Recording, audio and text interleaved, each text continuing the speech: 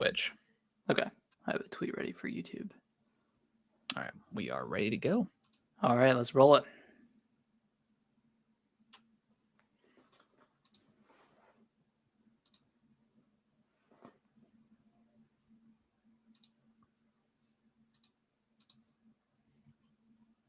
Did you already tweet it out?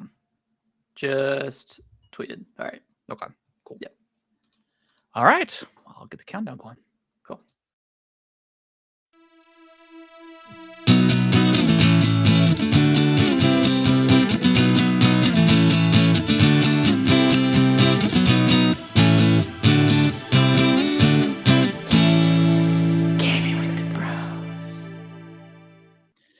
What's going on, everybody? Welcome back to another episode of Gaming with the Bros Cast, episode 244.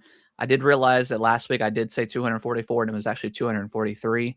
I caught that in the post edit. So, but hey, you know what? Out of 244 episodes, and I've only made one mistake. I've only botched the intro one time. It's all right. Yeah, man, you've done it perfect. Only every other once. time. Do you think? Yeah, absolutely no stuttering. It's just been perfect. Do you think there have been other miscounts, or are we lined No, up? because usually, like I've got all of our episodes saved onto a USB drive. So every time I edit the audio version, I obviously increase the number by 1 and then I put it down. So like I've got a list of everything, except for like some of the spoiler casts and stuff like that. How big is that USB drive? I don't know. It's got to be a pretty big one. It must. Yeah, I'm not sure. So, but yeah, my name is Harrison. I am joined by my brother Nick, as always. Speaking of spoiler cast, Nick, should we do a Silent Hill 2 one, or is it kind of late? I guess we don't really need to. I mean, it's a 20-something-year-old game. It's a pretty old game. Yeah. Maybe I was thinking about that the other day, and I was like, man, we probably should have done that like right after we finished it. But it's all good. I think we've gushed enough about it. So yeah, it's okay. Yeah, I think it's okay. It's too far gone now. Yeah, but we both loved it. Yeah, speak to it a little bit. Yeah. Fantastic. But yeah, we are I guess hot off the heels of the Game Awards on Thursday. It was a lot of fun. We'll talk about the announcements here in a little bit. But I thought it was great. We always have a good time whether the show is bad or not. But you know, outside of some pacing issues, where like it was heavily fronted with some really good announcements, and then it was kind of like 45 minutes to an hour of just random commercials and stuff. Yeah. Advertisements, and like some of the announcements weren't like super crazy, but we got a lot of good stuff. Jeff, I think he addressed the kind of the industry. He poked fun of himself with like the Muppets, telling jokes. So I thought the show was really, really good. It was solid. Yeah. I think using the Muppets to kind of speak to the audience a little bit more about wrongdoings of the past for previous Game Awards. I think that was a really smart way to go about it, rather than just, silently doing the right thing. And he did do the right thing this time around and didn't, rush people off the stage, but like he kind of like brought up criticisms from the past. And I think that's pretty admirable. So yeah, it was great. For sure. Yeah. Yeah. It was great. I had a blast watching it. And then as soon as I was done, I was so tired. I was like, dude, straight to bed just about. Yeah, 3.5 hour show. That's a long time.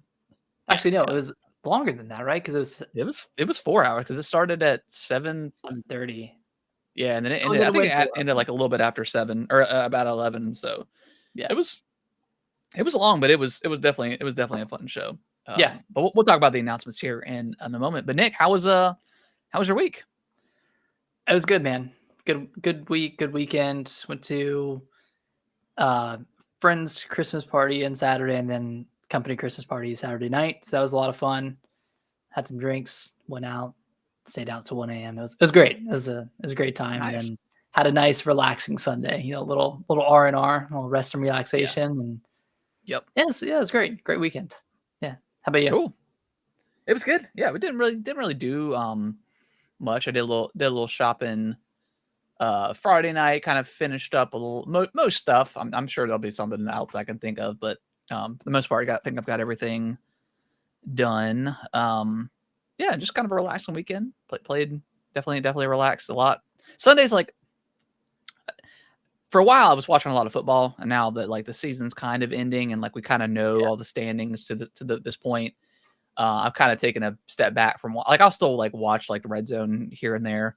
But I've gotten way back into actually like gaming on Sundays, which is really nice. I can have like a solid 3 to 4 hours, maybe even longer. But it was definitely longer this week. But I mean, considering you finished Indiana Jones, I was like, damn, he's already done. Yeah, nice. Yeah, I was definitely over like 20 hours of that game. Great. Yeah, great I think game. I clocked mine right at 20 at the end. Yeah.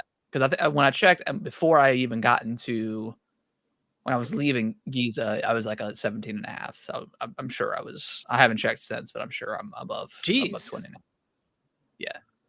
Wow. Well, I did everything. Like I did a lot of stuff in the Vatican. And then like I did everything in Giza, like every photo you could take, every medicine bottle, every artifact, every quest. I mean, I did everything. I think Giza is probably my favorite location.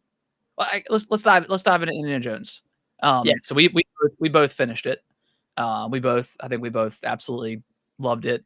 You know, definitely was on our radar. I didn't think it was gonna be this good. You know, I was a little bit concerned about it, but just because it's Xbox and like their games haven't really hit in the last since the Series X launched. So wow, 4 years of mediocre games. Yeah, they've had some good ones, stuff. But I was a little concerned about this one. But yeah, this game is absolutely incredible. If you have Game Pass, couldn't recommend it more. And if you're waiting for PlayStation, definitely pick it up when it comes to PlayStation in the spring, because I definitely think it's definitely worth it. And it's a meaty game. I mean, like I said, I haven't done everything, and I'm 20 plus hours into the game, so it's definitely got a lot of bang for its buck, I guess. It definitely does. I mean, you could definitely mainline it if you wanted to and finish it in probably 10 to 12 hours. Oh yeah, yeah. But obviously there's a handful of kind of open zone areas with a lot of side quests and a lot of mysteries to uncover. And I mean that's kind of like the meat of the game, right? Is going around and coming across these enemy factions and finding out how you're gonna take on the Nazis, whether you're gonna go in stealth or whether you're gonna pick up a gun and go in guns blazing. I mean, I know it's getting a lot of comparisons to Dishonored and Chronicles of Riddick. I don't feel like I've ever played a game like this. You know, Dishonored is way focused on stealth. This one is too, to a degree, but I feel like I've done more, like way more fighting than I have stealthily creeping around. Yeah, I mean it doesn't, it kind of lets you just play however you want. Like it's not, you know, it's not, you don't get punished for getting caught, right? Like you can sneak up on a guy, hit him with your shovel or whatever the heck you have in your hand.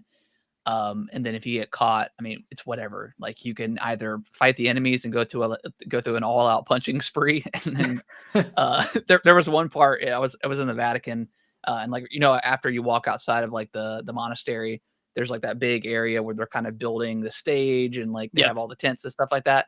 I think I got caught stealing. And I ran back into the Vatican, or back into the little corridor, and I probably knocked out like 30 guys, and all their corpses were just just piling up by the doorway. And I don't think that's what a lot of people talk about. This game runs so good.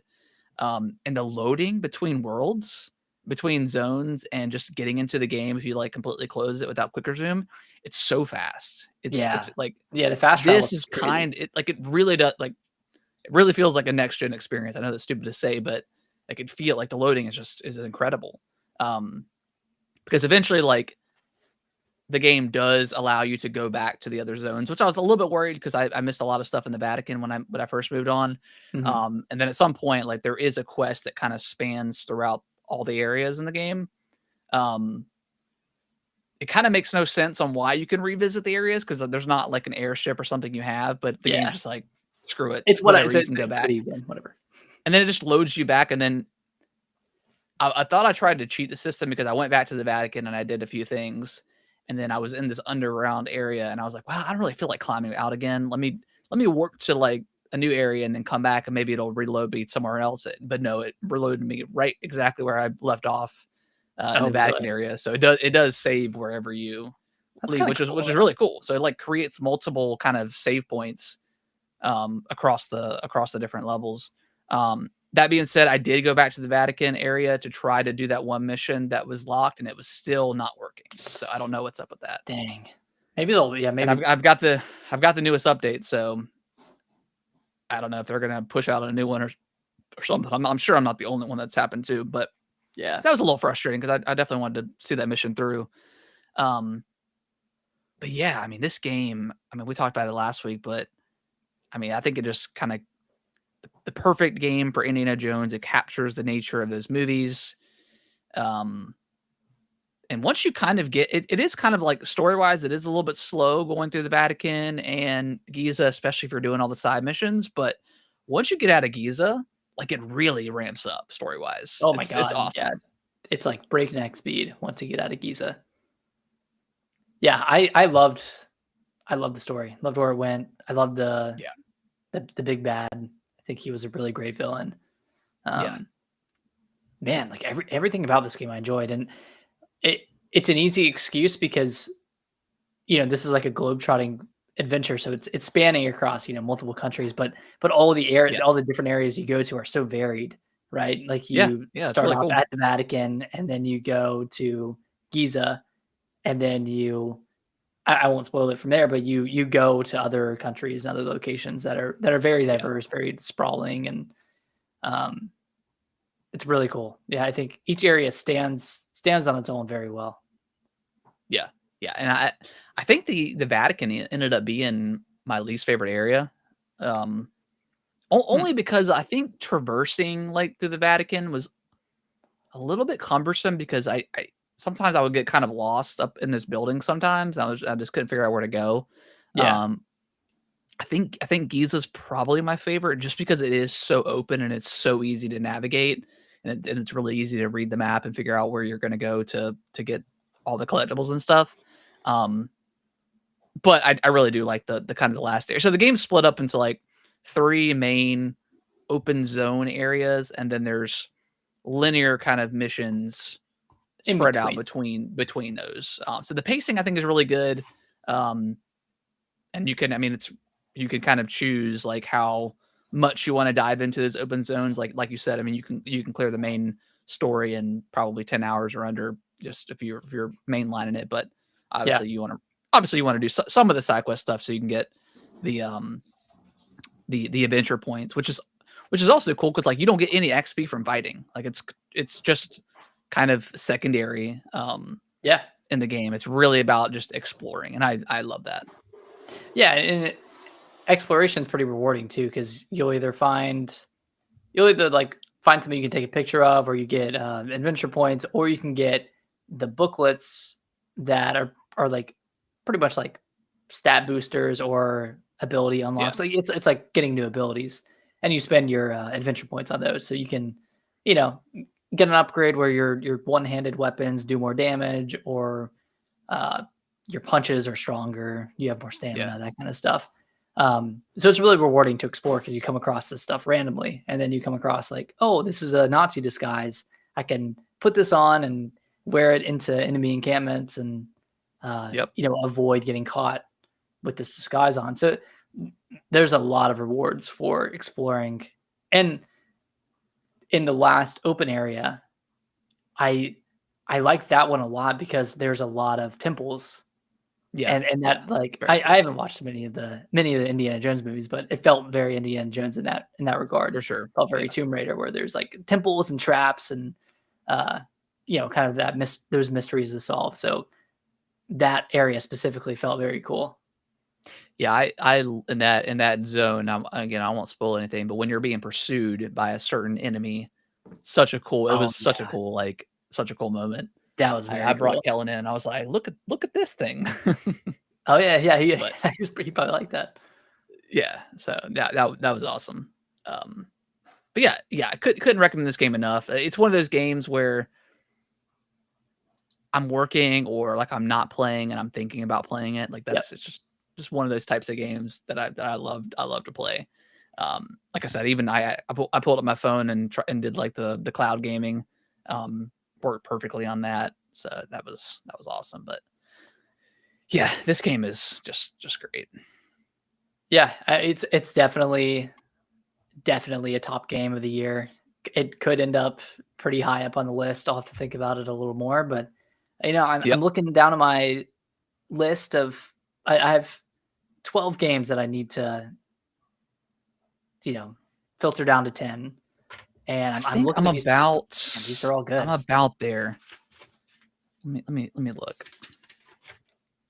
Let's see, 1, 2, 3, 4, 6, 7,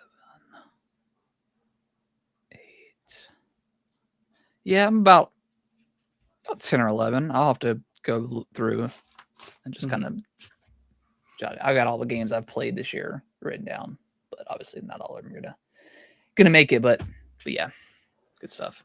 Yeah, looking forward to this top 10 discussion because you and I have played a lot of different games. We've loved a lot of the same games, but I feel like we've gravitated more towards other ones too. So it's gonna be it might be a. We always list. say it's going to be diverse, then it's kind of the same, but just kind of in different orders. But I think this year really could be a pretty diverse list between the two of us. So I think so. I'm definitely excited to talk about that, and I think we're going to do it in person next week. We discussed before the podcast, so that should be pretty exciting.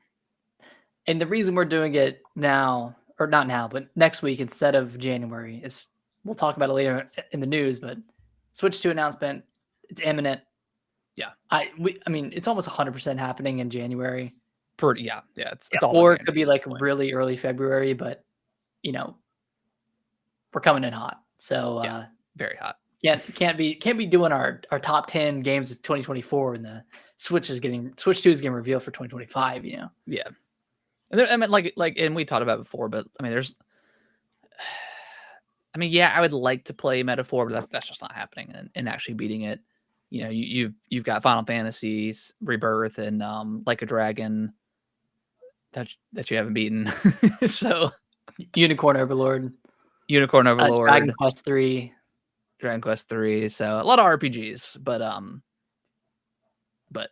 mean, you played a lot of Rebirths. I mean, if that was you could probably shovel that into your top 10 if you were going to.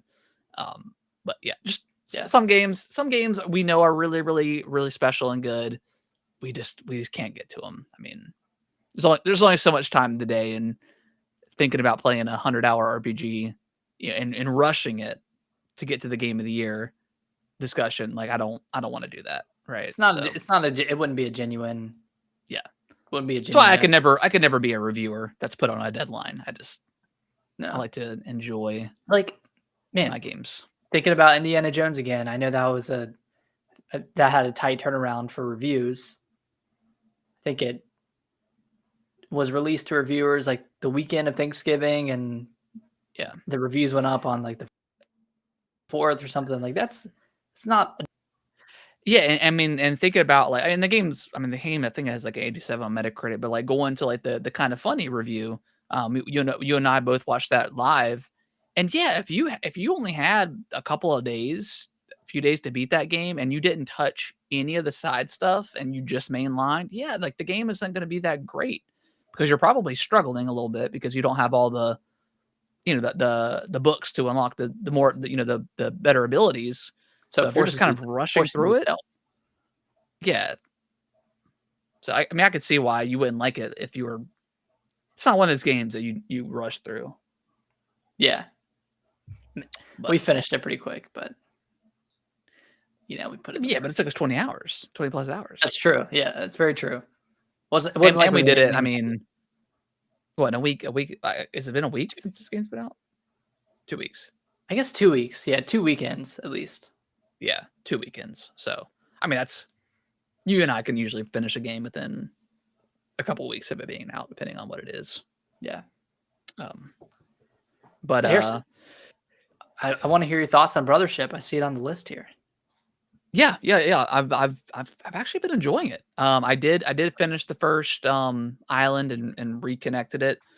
So I'm still extremely early. Like I'm still, I think, about an hour in maybe. Mhm. But I've been enjoying it. The writing is funny. I've chuckled a few times. Nice. You know, It's I'm great to not hear. at some point. Like I'll probably hit that wall, like I do with all the other Mario RPG stuff. But yeah, so far it's good. It's a great like lay down in bed and just play for an hour or two, Yep. and not knock a level out or whatever the case is. But yeah, I've been enjoying it. It's really good. I don't know if I'll finish it in time for Monday, but we'll see. Probably not. I mean, it's a 35-hour game. Yeah, and then see that's also it's like man, I know it's so long, but whatever. I'll continue to play it. Yeah, It's solid. I still like. I think it's 20 or 30. But that doesn't really detract from the game too much for me. Yeah, Yeah, that's fine.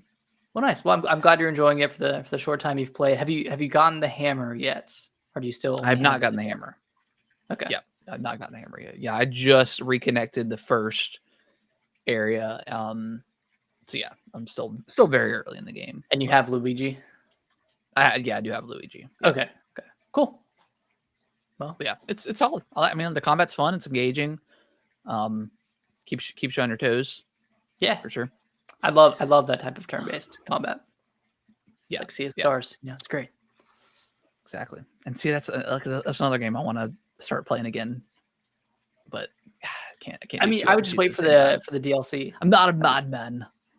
Not a madman. Well, yeah, but I want to play it on the Switch and beat it on the Switch so I can play the DLC on the Switch. Because I have it on. I wonder if it's standalone. The DLC. Good question. It might be. Yeah.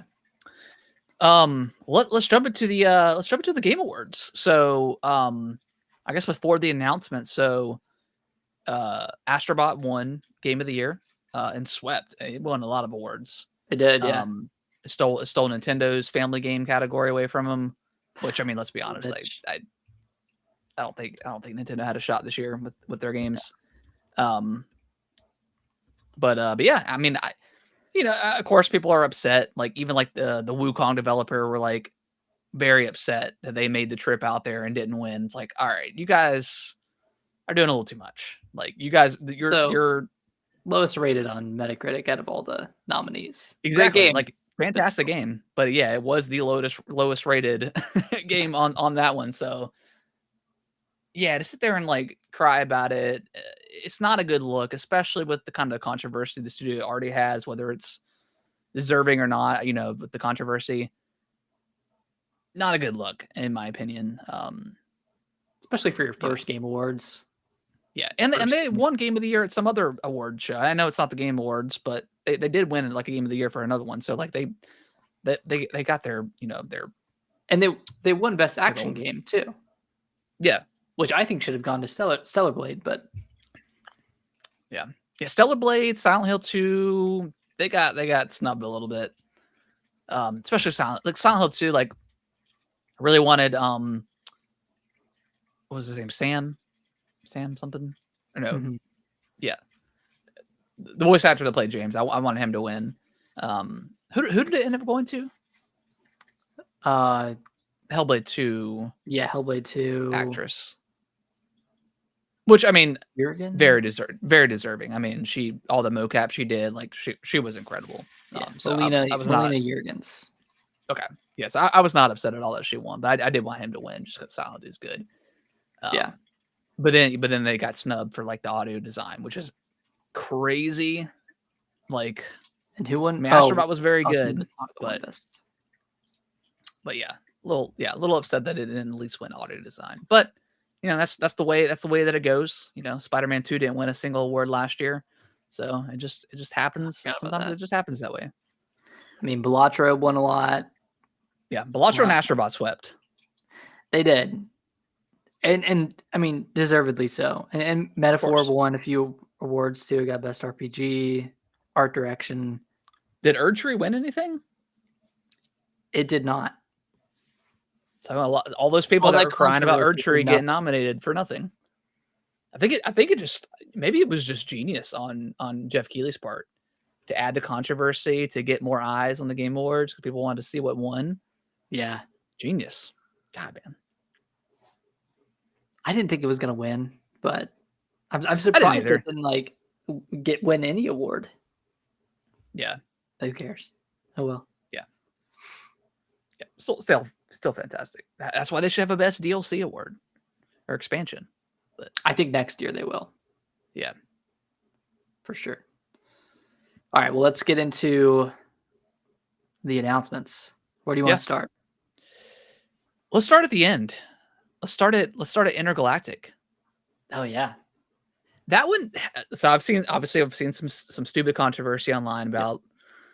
It's like anytime like there's like a female protagonist, people are losing their fucking minds. Mm-hmm. I was like, you realize that we got 4 Uncharted games of a white, dude, a straight white male. Like we've already gotten that game, it's not like If you want the call it game, woke. just go play that game. Yeah, this whole grifting woke shit is It's all it's money, so annoying. It's all just to It get really is. engagement, and there have been female protagonists for 20 years. Yeah, Like fuck it, Metroid. yeah, Like, Metroid. same Yeah, with- yeah, I mean that was same as It- Lara it dates back- Croft. I mean, Jesus Christ, like,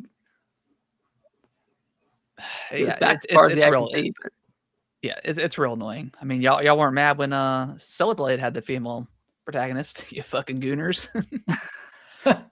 Well, that one's going against the agenda, man. Yeah, God. Yeah, they did a patch that covered up her boobs, so we can't see her boobs as much Oh anymore. my God, my dude, yeah. Oh, I remember that. They're trying to censor. They're trying to censor her, whatever. Yeah, anyways, I mean, it's Naughty Dog, man. Like, come on. Like, all their games are fantastic, so we know this game is going to be, I mean, hopefully it's going to be good, but we shouldn't discredit them. We know it's going to be a solid game. I mean, the only thing that you can really say is like it was a little bit ad Marvelly. heavy with Porsche and all Yeah. that stuff was a little strange. But what were we saying?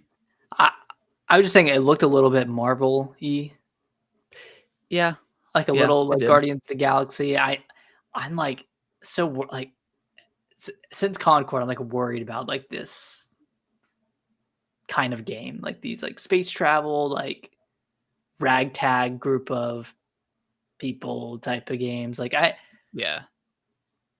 I just don't know how well it's gonna resonate. I mean, as long as the gameplay is good, it's fine. But yeah, I guess mean, and like I'm I just didn't, I kinda wasn't worried about like, those types of games. I mean, even like the main protagonist, like she was very snarky and sassy. It's like, okay, like you're supposed to be like a bounty hunter. How I guess how what's the phrase? How gritty, I guess, is this going to be? Is it going to be like a, like you said, like a Guardians of the Galaxy, like, making jokes every other line? Like, I Jokes and don't quips. want that. Yeah, like it's very like quippy. But I mean, who knows? Yeah. We don't know. But I mean, ultimately, great reveal. Very excited that they are stepping away from The Last of Us and doing something different. So I mean, I'm happy this- to see it. As much as I think we love Naughty Dog, this is a big game for them to kind of prove themselves that they're not just a Last of Us studio. Because I mean, look, they've had, I mean, in the last 10 years, we've gotten The Last of Us. We got The Last of Us remastered on the PS4. We got The Last of Us Part 2, Uncharted 4. Part 2 remastered. Yeah, Uncharted 4. And Lost Legacy was also sprinkled in there as well. And then we got the PC port coming, all the the PC ports that happen. We've got a canceled Last of Us Factions game. Yeah. So I mean, I kind of feel like they have a lot to prove with this game. And also like budgets are kind of crazy out of control with Sony and their studios. So Mhm. I think they do have a lot to prove. I don't think this is just like it's going to be a great because it's a Naughty Dog game. It's like, no, y'all have a little bit to prove because you've kind of given us nothing but Last of Us 2 or Last of For a Us in the long last time. 10 years or so. So let's Yeah, let's get a new franchise going. Hopefully, it's really good. It looks like it's melee heavy, which is Yeah. interesting. So I'm excited. I think it looked cool aesthetically, but yeah, hopefully it turns out good. I mean, we won't see this. It won't come out until like 2027. So Yeah, it's a ways away. Hopefully, it doesn't have a $300 million budget going into it. Hopefully, it's yeah, a little bit more reserved. But we'll see. I mean, I have high hopes for it. I don't love the name Intergalactic either. But I don't like mean, the whatever. Heretic Prophet either. Like it's like Intergalactic, the Heretic Prophet. I don't know if I love that name, but start of a new franchise. Yeah. So we'll see. We'll see. We'll see. I'm sure it's gonna be good. I'm sure it is. You pick the next one. I mean, there's a lot to talk about. So can we talk about Elden Ring? Let's fucking do it. Elden Ring Night Rain. Yeah. The 3-player. The walls are closing in. It's like a roguelike. You're doing 3 days of fighting, and then you fight a boss. And it's like a stifled, like quick version of Elden Ring where you're leveling up super fast, and you walk past a bonfire and you heal rather than sitting down. So like everything is kind of like streamlined. And you pick and then when you level up too, like whatever class you pick, it just levels up those attributes that go to the class. You don't have to sit there and like, oh, I need to do this. I'm fucking down for this thing. This sounds so cool. Yeah, this sounds very awesome. Do you play with just 2 people, or do you need 3? No, you can either do 1 player offline, or you have to do 3. There's no co-op, unfortunately. That's weird. I bet they'll change that or update that at some point. Yeah, because I mean, they would just have to adjust scaling. Yeah, and that's what they said. Like even like in the single, like if you play it by yourself, like it does get scaled down. Yeah. So yeah, three nights there. I mean, there is like it's a standalone game. Jeff was very pointed to. He made a point to say standalone. Yeah. But yeah, standalone game. There is story. So I think at the night, there's 3 days. So at the end of each night, you fight a boss, and then at the 3rd night, you fight like the Night Lord or something. I'm not 100% sure. I'm guessing that is like a unique boss, like a new boss, and then the ones you fight during the 3 days, it's like, oh, you're fighting the Nameless King, or you're fighting, something from Elden Ring, or something from Dark Souls 1 or 2 or 3. Yeah, and they confirmed that like there's going to be like bosses coming from all the Dark Souls games, so it's like kind of like a multiverse kind of thing with the Dark Souls and Elden Ring kind of coming together. And then, like you said, it's got like the Fortnite kind of, it's got the storm closing in. The storm closing in, so like I assume it damages you or whatever. It gets you closer and closer, like into a certain part of the map. And I'm sure that'll change each time because it's a roguelike. It sounds so cool, man. Like I wonder, and it's no battle passes, no microtransactions. Like the game is the game. I wonder how much it's going to cost. You think it's going to cost like a full 70? I don't think it's going to be. I think Elden Ring was also 60. So yeah, I can see this being 40. Yeah, be in line with Erdtree. Yeah, in line with Erdtree. And the other thing about it that's cool is since it's a roguelite, if you like die during a run, you get like relics or something like that can help you improve your character permanently. Yeah. So you can love that get stuff better each time. I love a roguelite. I love seeing progression. Yeah. Each time, getting better each time. Exactly. Yeah, that's the only thing. That's the only stuff like Hades and stuff like that. As long as there's something that I can bring back out of a run and put into my overall stats, I like that stuff a lot. Oh yeah. So yeah, this is so cool. I mean, yeah, very, very unexpected. I mean, they were just talking about FromSoft was just talking about how they're not doing Elden Ring 2. They're probably going to move on to something different. And then here we are with Elden Ring Night Rain. Like just such a cool concept, something that, they haven't done for in the past. So I'm very, very intrigued. It's coming next year. So like, man, next year is going to be so packed. I bet it comes early next year too. I bet too. I bet like it's within the first half. May, June, something like that. See, because it looks done. I mean, it's the framework is already there. It's just adding in the. I mean, they've already got the multiplayer, but I'm sure it's going to be you kind of lobby up with people, so it's probably gonna be a lot easier to do multiplayer than versus summoning people into your world. But yeah, it looks cool, man.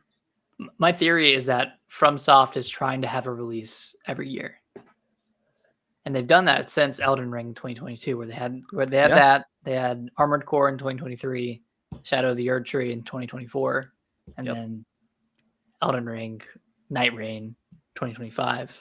And then I bet they have like some sort of remake, like a Bloodborne remake or something in 2026. Stop. No, I don't think Bloodborne remake is happening at this point. I bet we'll get a Dark Souls remake at some point. But we already got one. We got a remaster. Remaster. I think they do a trilogy. I think they do. I think they do Elden Ring on the Switch 2 next year. Yeah. And also launch Night Rain on the Switch 2, and then sometime down the line have a Dark Souls. Feed the Fire trilogy that has like 3 games. Feed the Fire. So I'm excited. I'm excited for Night Rain. It could. Oh yeah. Feed the Fire. Sometimes I just let that multiplayer sit in the background. Just let it sit in the background, man. A lot of people hate that song. I like it. It hypes me up. Well, if you're not sitting there, I mean, I guess if you're playing it like 10 hours a day, it's probably a little old, but whatever. Yeah. Also, have you played Prop Hunt? No, I have not. You should fire it up. I'm not a big I think deathmatch is like my only mode that I like in multiplayer games. I hate capture the flag. I hate just a smooth brained. Yeah, just smooth brain. I just want to like sit back and just kill. No, I do like domination and like King of the Hill. Yeah, Dom's good, but But it's just hide and seek. Yeah, I know. Everyone loves hide and seek. Well, I think there's just one person I was watching on, well, not necessarily watching, but like he would pop up on my TikTok feed every once in a while. He would always play Prop Hunt, but like he would hide, and then 30 seconds after he kept moving because like he can't sit still. Mm-hmm. And I'm like, dude, this is not how you play Prop Hunt. Just sit still. And he would always move like right, and I think it's just clip farming, whatever, rage bait kind of stuff, but it's just annoying. All right, what's the next announcement you want to talk about? I mean, Witcher 4. We got a CGI trailer for that, and I think it was a in-game trailer. Confirmed Ciri is the next Witcher. The next protagonist of the game, and I don't know if we'll play. I mean, Geralt's going to be in the game, but we don't know if we're going to play as Geralt. But definitely, Ciri is definitely the main protagonist for sure. Yeah, which is really cool. I'm excited. Yeah, I mean, I don't think we'll play as Geralt. I think it'll all be a Ciri, and then he'll pop in every now and again. I hope he's not like relegated to an in-world NPC character that you can like walk up to and talk to, and kind of like, I don't know, it would just kind of feel like world shattering to have Geralt turned into a NPC with generic dialogue. Oh, hey, the weather's great outside. So I hope it's like him coming in for story beats, and then you don't see him in the world. That's my only fear with this, and I think they'll do it right. I tossed any coins to a Witcher lately? I agree. Yeah, that would be kind of weird to see. So I mean, this game's probably a ways away, but see, the trailer looked great. Definitely captivated the world of The Witcher for sure. So for sure, it was good. I liked it a lot. Split Fiction. It looks like It Takes Two, part 2. It's definitely like, out of all the games, like all the games look pretty different across the board. This one definitely looks like it's obviously heavily I mean, it's their own game, but like it kind of just took the idea of It Takes Two and just changing up the formula a little bit, maybe changing up like obviously the characters, the story, the world. One's medieval, one's sci-fi, so which is very cool. or fantasy and fantasy and sci-fi, which is awesome. But yeah, it definitely seems like it's more like It Takes Two versus Brothers and what was A Way Out. A Way Out. So, but yeah, this game looks awesome. Which, dude, I'm happy it's paying homage to It Takes Two, because It Takes Two was, I mean, that was the breakout hit. That one did the best. That one won Game of the Year. So I think this looks fantastic. I think there are a lot of really cool gameplay elements in there. Coming next year. Did they give a release date for this game? Yeah, March. That's right. Yeah, March next year. March 6th. So really 2.5 months away. Yeah, which is crazy. Yeah, that's kind of wild. March 6th is what? On a Thursday. Cool. Thursday. Yeah, I can't wait for this game. I adored the first one. I mean, it was one of the best games of 2021? Right? Yeah. 2021. Yeah, game's amazing. I loved it. Yeah.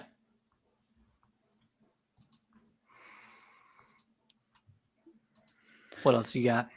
I mean, Okami got announced again. Like you and I, like you played Okami, but I haven't played Okami. Yeah. So I don't know affiliation. Like I don't have the nostalgia. I know I do need to play this game at some point. I mean, it's like Zelda, Twilight Princess. Yeah. So really cool that it's getting a sequel after all these years. So I'm glad that it's happening. So yeah, I'll probably play Okami 1 at some point. It's on the Switch, so yeah, it is. Let's play it. What else? I honestly can't remember. I mean, Borderlands 4 was shown off. That looks very okay. Borderlands, very Borderlands. If you're into Borderlands, very Borderlands. Like too much. Looks too much like Borderlands 3. Looks like they haven't evolved the art style, graphical fidelity at all. Yeah, I'm not super hyped for this one. So I mean, I never beat Borderlands 2, so I'm out on that one. Yeah, unless it's just like something completely different, which it doesn't look like it's going to be. That's fine. You know, it'll sell millions of copies. It'll do well. Yeah.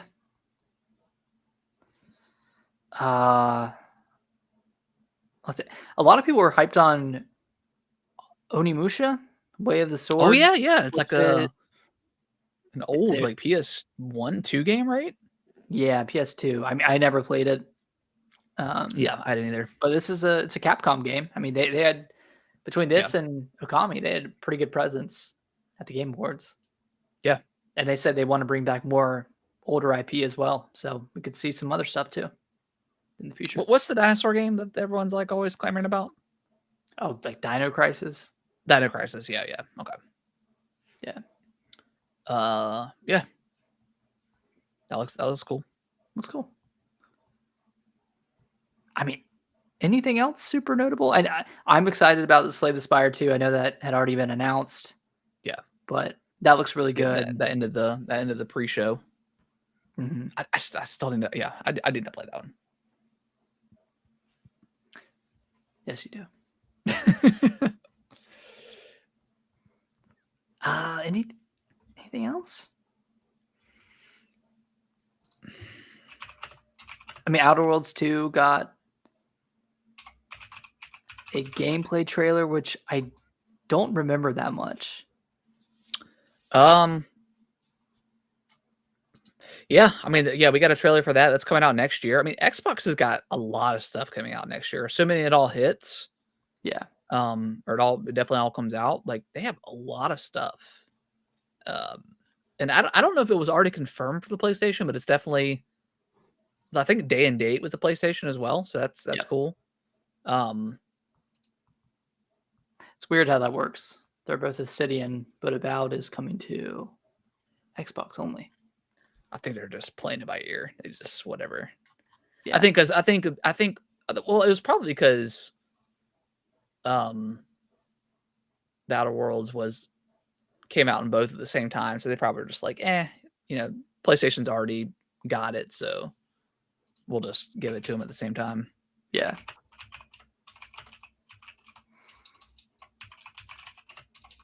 Gotta look at Mafia. That one looks good. I haven't played the other Mafia games, so I can't speak much to it, but yeah, same here. Could be a good one to check out. And that's 2K, right? So Yeah, Mafia and Borderlands. That's coming out in the summer. So we know GTA 6 isn't coming out next summer. Not that it ever would. So I don't know. 2K could have a good year if all three of those games come out and do well.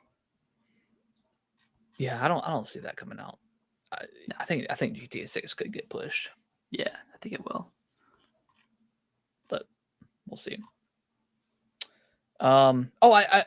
We talked about it earlier. Well, not this specific thing, but like just talking about how Jeff was kind of acknowledging the criticisms and about not talking about the industry, but that award they had, like the community award that he gave out to that one guy that was posting up, all the jobs that were available across the game industry. Him winning that award, that was really good. I like that cool. moment a lot. Yeah, he really took a lot of criticism to heart this time around. Yeah. I think, him shining the light on that, kind of recognizing all the troubles in the industry and, shining light on someone who's doing a really good thing and helping a lot of people out. Yeah. That's really heartwarming. So I'm glad he did that. I mean, overall, like, really great show. I look at all the announcements here and not all of it speaks to me specifically, but there are a lot of big announcements in the showcase. So got to give it that. Well, there's the have you watched any of Secret Level yet? No, not yet. Okay. There was the that Pac-Man game that got announced. Oh, that one looks sick. Based off of the Secret Level episode and for Pac-Man. Yeah, that one looks really cool.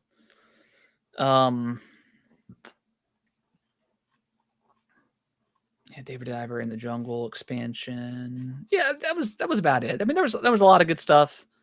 Some hit or miss depending on if you have any sort of nostalgia for some of that older stuff. But yeah. Overall, I think it was a great show. Definitely one of his best in I think a long time, for sure. Yeah. Should we talk about what wasn't there real quick? Just the glaring omissions that we'll probably never see. But the three that come to mind, one is obviously Silksong. Yeah, that Silksong lost to time. The game's cooked. Half-Life 3 was rumored to be there. That was probably. I thought that was for sure going to close the show, but that's always. To be fair, that's always rumored to be there. Yeah, but yeah. And then I feel like there was so much leading up to a potential Bloodborne, either PC release or PS5 remaster or both. Yeah.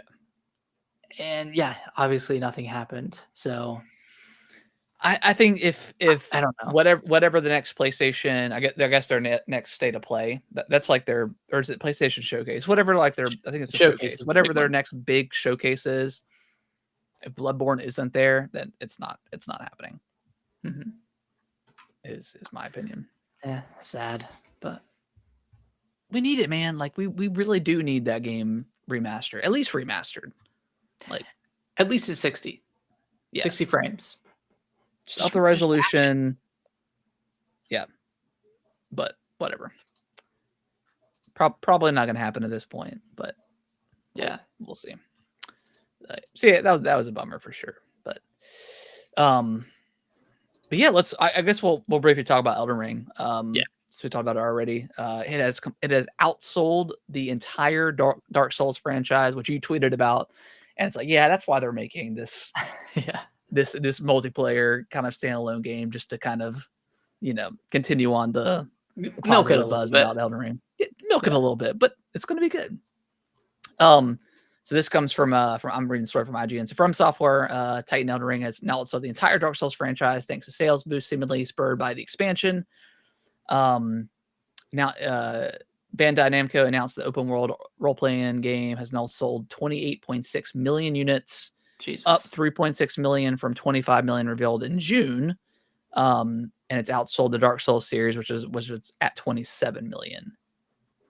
So wow, yeah, just massive numbers.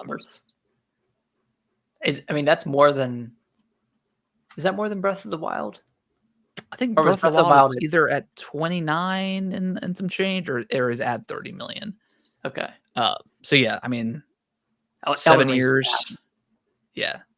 So 2 years on the market, pretty much. It's 2.5 years. That's crazy. It's sold a lot. Yeah, FromSoft has definitely like catapulted like their studio. So like, which I want. Do we know how much Armored Core 6 sold? I know that's still a pretty niche game. I think it was I still 4 or I still think million.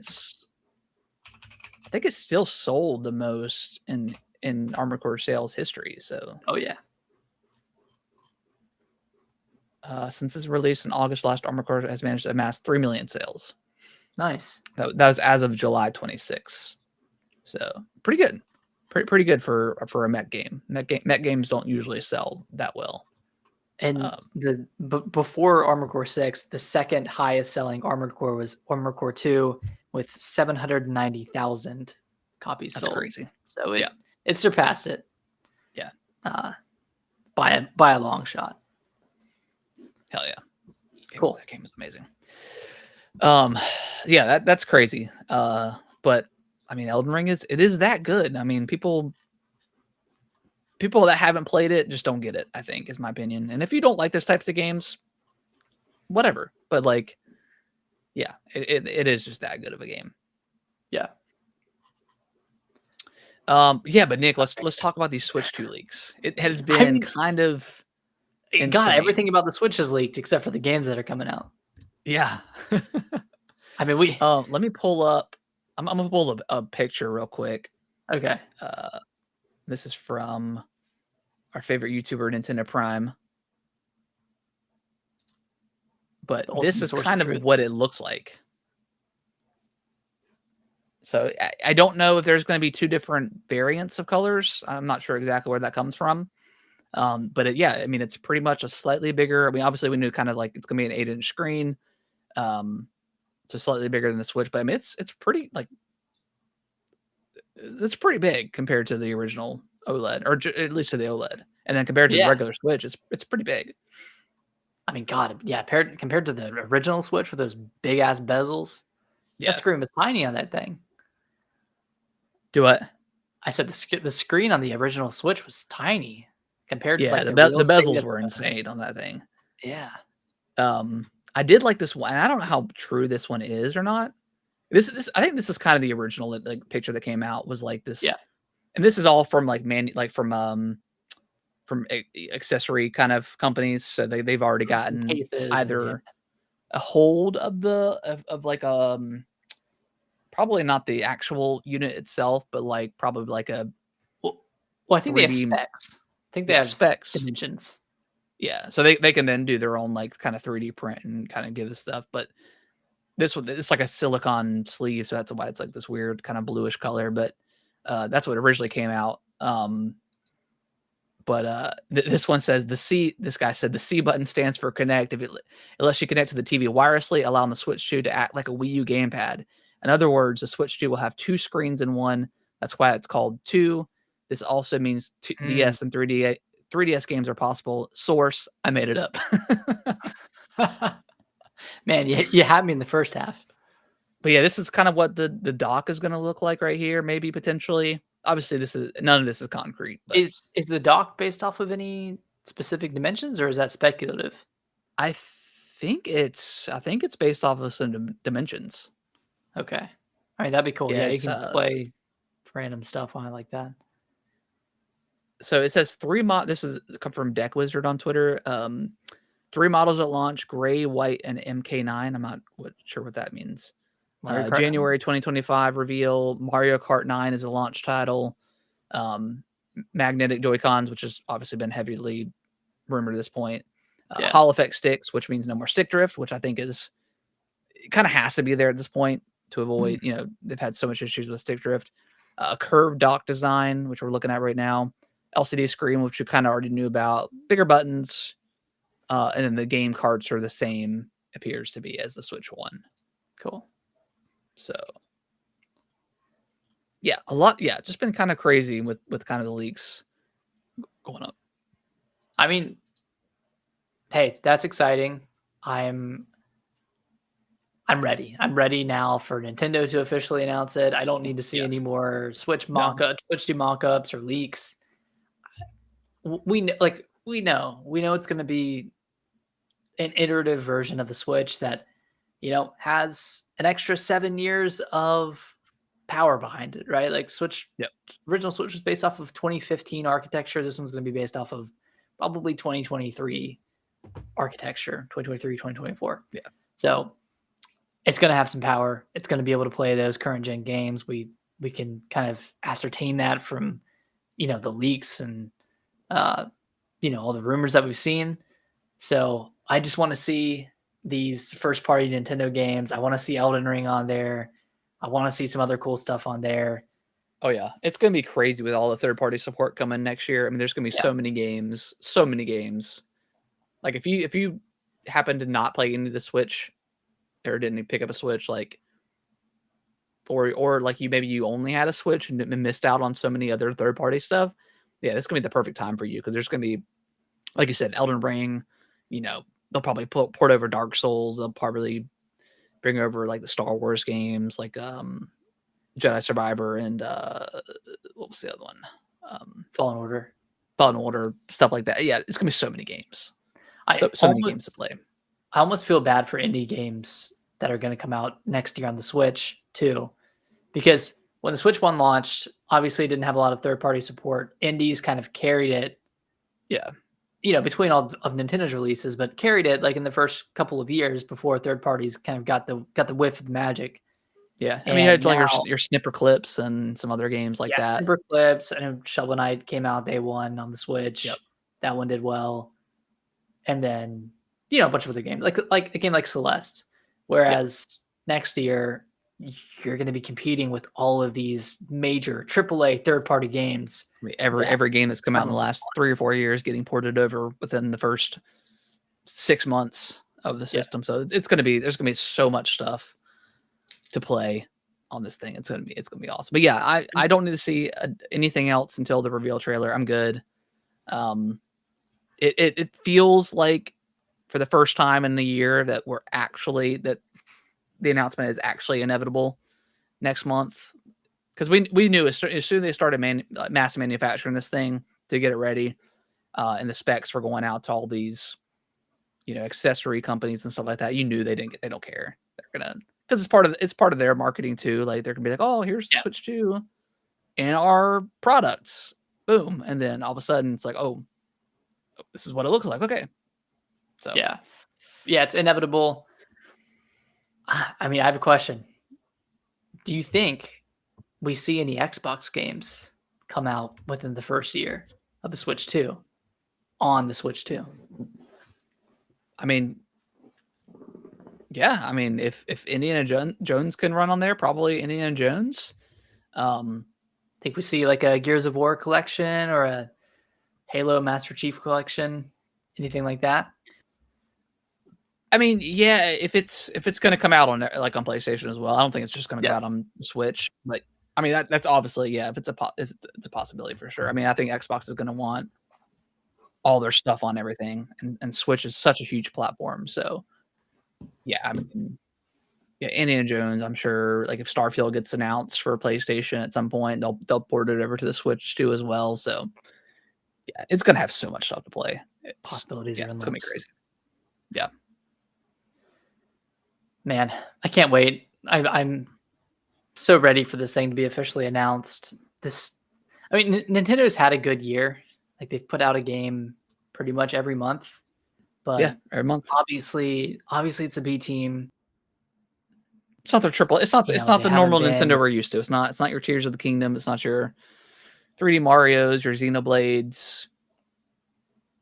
Yeah, it's time. It's definitely. Yeah. It felt time at the end of 2023, and it definitely feels it's well past kind of its time to be announced or revealed. So yeah, I'm excited. Hopefully we don't go through the entire month of January without hearing something. People are going to lose their minds.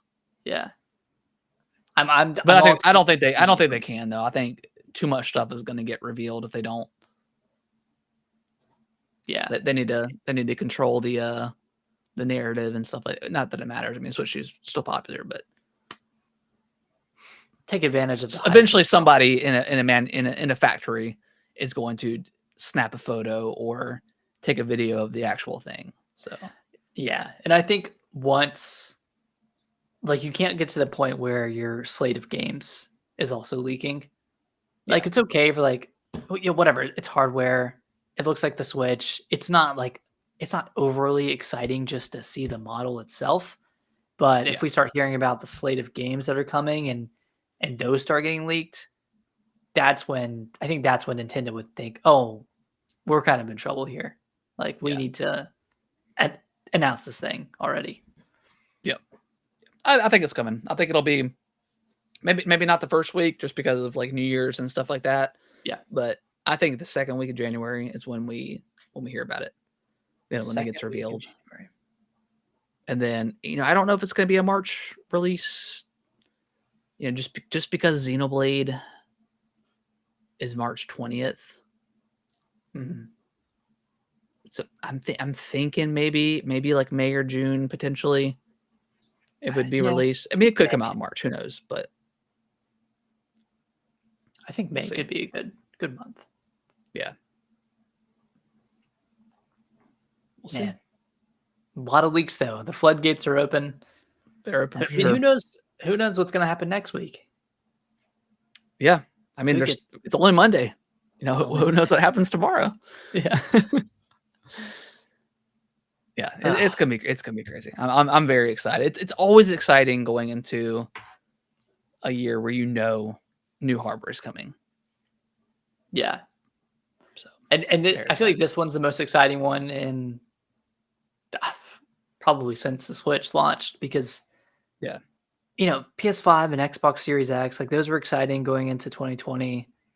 But they just the launch games for both of those consoles weren't super great, so it wasn't mind-blowing in any way. Yeah. Like, when we got the Series Switch, X, it's gonna launch with a couple of bangers. Like, we're probably gonna get either Mario Kart 9 at launch or Mario Kart 10. A lot of times companies skip 9 for whatever reason. Like, I think Apple did that. Like, I don't know if 9 is just like is that just like a negative number and like it feels like a stopgap. Yeah. Because like the 8's got the infinity kind of like that kind of symbolization. Like maybe 9 is. Yeah, I'm not sure if that's like an Eastern kind of thing. Yeah. Or not, but I mean, Apple did the same thing. So I mean, who knows? Maybe it's just. But so yeah, maybe it'll be Mario Kart X or 10 or whatever they call it.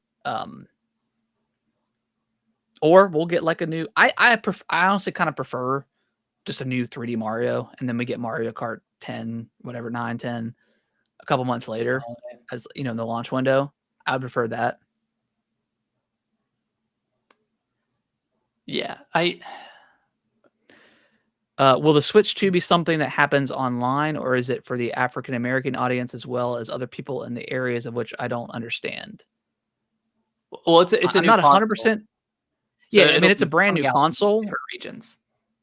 They did confirm that the Switch Online is carrying over to the Switch 2. So everything is that you have online, like if you purchase something digitally or physically, it is going to work on the Switch 2. So yeah, that infrastructure is still going to be going to the Switch 2, if that makes sense. It's kind of like Xbox Live. It's kind of like PlayStation's Plus or however that Nintendo's finally kind of going into that route of stuff just carrying over and not being like a stopgap every single time there's a new system announced. It just makes sense. So that's good. So yeah, anything you bought digitally is definitely going to carry over. So you'll be good. Yep. Yeah, I mean, going back to what you were saying,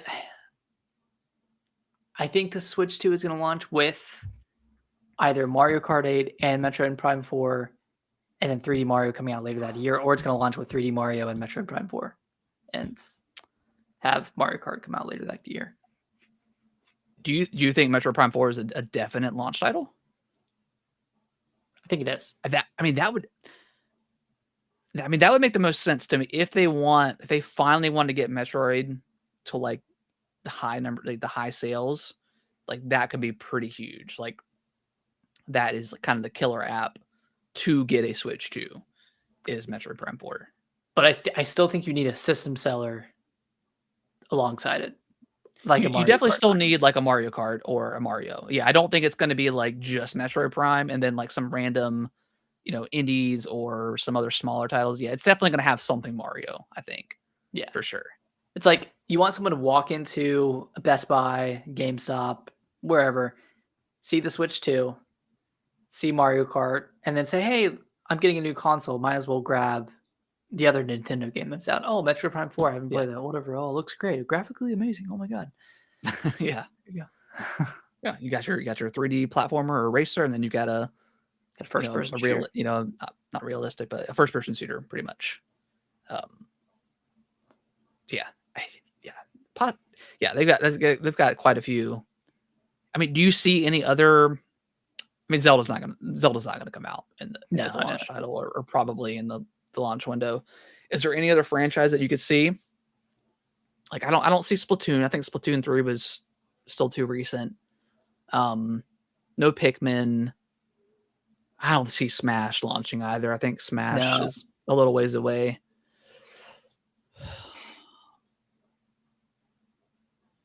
Yeah, I'm trying to think. Donkey Kong, we're getting the remake or remaster in January, so probably nothing Donkey Kong related. Probably, well, actually, could do Animal Crossing. I mean, that could be a launch window game. It's been 4 years, over 4 years since that one came out, and we know like they kind of sunsetted New Horizons pretty early. So I'm assuming they're working on the next one. I mean, Fire Emblem. I mean, that's not a system seller, but that could be within like the launch year of the Switch 2. It's hard. Like, I know, like launch titles are obviously like a big thing and happen every single generation, but I don't know. It kind of feels like we're kind of past the days of there being multiple first party launch lineup games. You know what I mean? Like Xbox hasn't done it in forever. PlayStation. I mean, they had Spider-Man Miles Morales that was like the dual launch, and then they had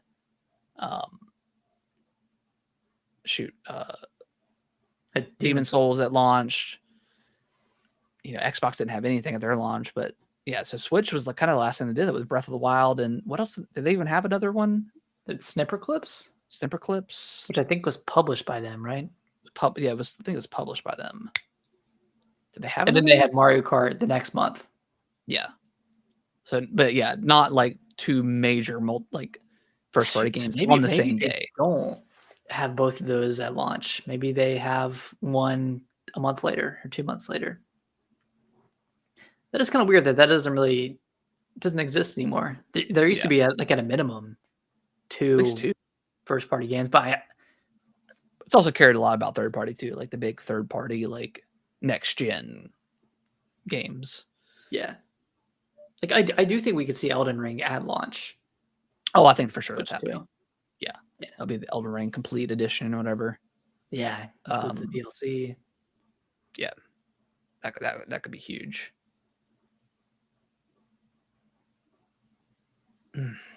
I'm leaning more towards Mario Kart 9 or 10 being a launch title. But if that's the case, that's still, I don't know. To me, that's a little lame. As someone who's not the biggest Mario Kart fan in the world, I mean, I'll get it because it's it's there. But that I would rather play like a 3D. I really do think it's gonna be the next 3D Mario to launch it off, and then Mario Kart is a couple months out of there. A good holiday title. Do you think that the console will also be a console that is for Nintendo people, or something that others will want to try, like something for the African American audience? I mean, I think the Switch is for everyone. The Switch 1 is for any audience.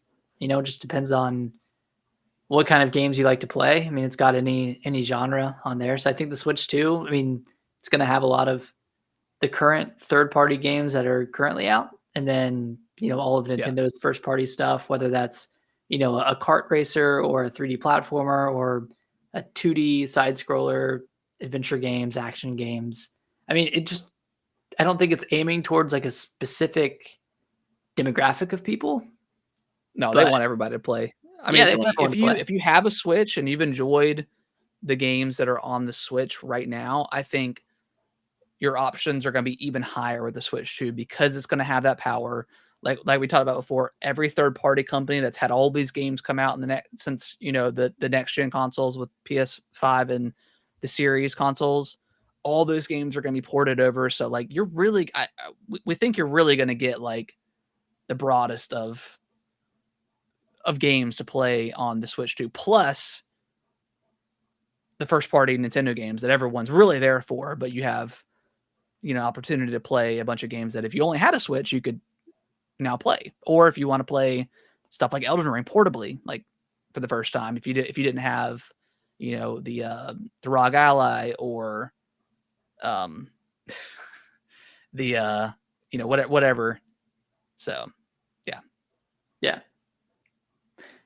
yeah, I mean, we don't know what games are going to come out on the Switch 2, but you can assume. Yeah, I mean, Redbeard, we don't know we don't know what's going to happen. We can only speculate, and we can only, you know, but I think Nintendo is going to have a good lineup to start the Switch off, start the Switch 2 off, and then I think it'll be carried by third party stuff that's being ported and new games are going to be coming. Yeah, I think it's going to be a good time. Yeah, bigger Joy-Cons. Yeah, they seem a little bit more better to hold, I guess, too. Yeah, in the Hall effect, if that's true. I've had multiple issues with Joy-Con drift. I know you probably have too as well. I know a lot of people have. Oh, so sure. yeah, bigger Switch, bigger screen, less bezels. A little bummed out that it's not going to have the OLED, you know, according to the leaks. But I know, and I wish LCD is gonna be a 1080p LCD screen, so I think it'll look pretty good. I mean, that screen's gonna look better than the Switch 1 screen did. Oh, yeah, that screen is pretty rough when you're in comparison to the at least to the OLED. Yeah, it's pretty rough looking. Yeah, I hope it has analog triggers, but probably not. Yeah, probably not. And this is their longest one. You know, it's sold incredibly well. You know, some people, like I said, last year at the end of 2023, after Tears of the Kingdom came out and it had its issues with performance, it's like, yeah, it's definitely time. You know, kind of bummed out that the newer third party stuff, it just can't run on Switch, you know, right now. So it's nice for Nintendo to finally catch up to all that stuff. Yeah, and that's what I heard. Like the PlayStation Portal looks great with the screen, so I'm not worried about how it's going to look handheld. I mean, I play a lot of the Switch on the TV too, so I'm like 99% handheld for the Switch. I barely play it on the TV, so yeah, I don't think I've played the newest Zelda Echoes of Wisdom at all on the TV. I think it's been strictly handheld. Yeah, so, yeah. But yeah, and amiibos. That's another question too. We don't get a lot of amiibos anymore. And I've got a pretty. I don't think I have 100 amiibos, but I definitely have a lot. I probably have 30, maybe 30. Yeah, I've got more than that. 40. I mean, you've got a ton. Yeah, I've got quite a few. But yeah, I hope we get more amiibos. I love collecting them. They're fun to collect. They don't really do much in games, anymore, and they never really did either. So. Yeah, I mean, Hogwarts Legacy was solid on the. I know it was like a different kind of version. It was kind of I'm gonna say dumbed down version, but like without a better way of putting it, it was definitely less visually, good looking compared to the Series X and PS5. But you know, there have been some really great ports on the Switch. I mean, Witcher 3 is like one of the kind of the larger ones. Doom, I'm sure there's some other ones too. Yeah, so I mean people have made it work on the Switch. But yeah. All right, Nick. Well, last thoughts on the Switch 2 before we wrap it up. Well, I think it'll be great. I'm excited. January's coming up quick, so I think we're in for a fun month. Yeah, I can't wait. It's going to be. I mean, even if we don't get the Switch 2 in the first few months, I mean, Xenoblade, I'm very excited to play. Man, I never played that one, so I'm very excited to kind of dive into that one. That one's going to be a lot of fun. And then February is already packed. I mean, Monster Hunter, Avowed. I think there's something else. Assassin's Creed Shadows. Yeah, 3 huge games. Yeah, Redbeard. Well, appreciate that. But yeah, we're ready to. We're very excited. We're very excited for it. Yeah. It's been a weird year for Nintendo. It really has been a year of like, oh my god, September is the month. It's gonna get revealed. Team October, Team November. No one's on Team December, but it's still fun. I don't know if there'll be any special editions at launch, Redbeard. Like has Nintendo have they ever done? Well, for Switch 2. Well, sorry, not 8. People were saying there's a Mario Kart 9 special edition that's going to come out. Oh, that's what MK9 was. Okay. Yeah. I mean, maybe. Have they ever done a launch special edition for like a new console? I'm not sure. I don't. They may have. I don't know. But I mean, there could be a Mario Kart 9 like special edition. Who knows? I mean, I don't even know if there'll even be multiple SKUs, but we'll see. Yeah. I mean, it's a possibility in Redbeard. We'll see. Yeah. We'll see. All right, guys. Well, I think that is going to wrap up the show. We appreciate everyone watching, listening. If you guys can review us on your favorite podcast platform of choice, that would be super helpful and much appreciated. Next Monday, same time, we are going to be doing our Game of the Year discussion. We will be in person for that. So we'll go over, even though we're one podcast, we do our separate lists and kind of compare and contrast with each other. So we'll do our top 10 games of the year. We'll do some honorable mentions. Like, we're not including Shadow of the Erdtree as a game that is eligible for Game of the Year. But I'm sure we will mention that at some point during the discussion, because it is one of the best gaming experiences of the year in our opinions. So so look forward to that. Yeah, it's gonna be awesome. Yeah, and thanks everyone for watching. Thanks Zebra, Redbeard. Thanks for tuning in. Yeah, appreciate you guys hanging out. All right, guys. Well, we'll see you next Monday. Bye-bye. Bye.